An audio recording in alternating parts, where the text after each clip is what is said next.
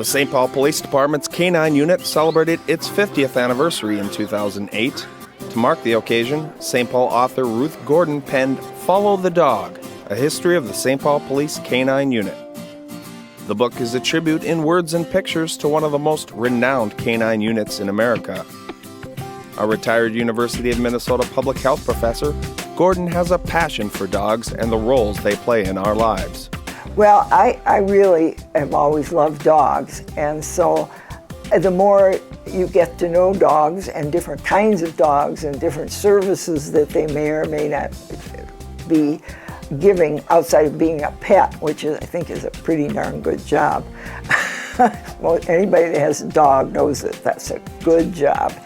And so I just think it's helpful for children, for adults, to understand this psyche of dogs. There are all kinds of motivations, I guess, I'd have that I haven't completely identified.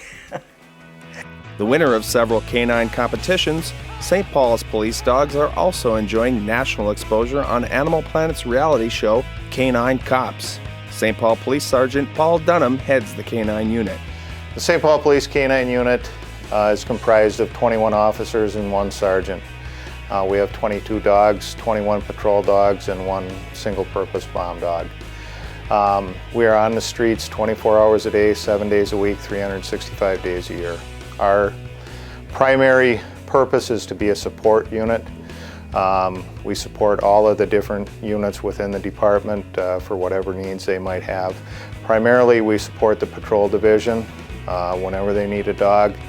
On a day-to-day basis, we use the dogs for everything anything that needs to be located, and that's the primary reason we have the dogs, is because of their nose.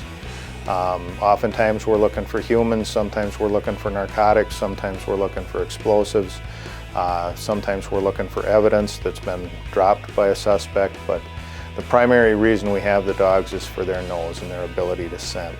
The dogs make our job a whole lot easier because of the speed at which they can do things. Always a dog lover, Gordon turned to writing dog stories in retirement.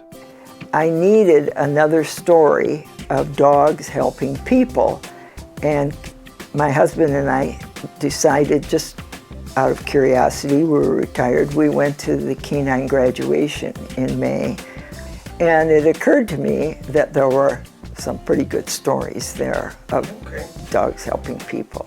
And that's where I met my first canine officer. Sergeant Dunnom talks about a canine's day after the shift is over. All of the canines in the unit are assigned to a single handler. That dog goes home with the handler at the end of their shift. At home, they become just another dog. Just like every other police officer, when they go home, they become a father, a husband, a brother, a mother. It's the same for the dog. They just become a dog, a family dog. Most of the dogs are very social.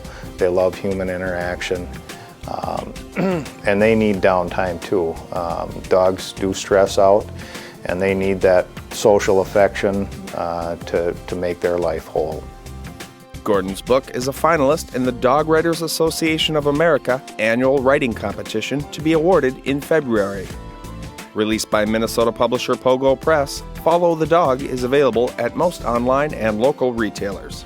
This was a real pleasure because it was really an honor to meet these men and their dogs, and one woman, Nicole Rasmussen, who has been just very helpful. And the current officers that I met casually out at the training center, there was no problem with getting information. They were just there, and I was there, and it could just talk informally and get a lot of help. And then every chapter was read by someone in the unit.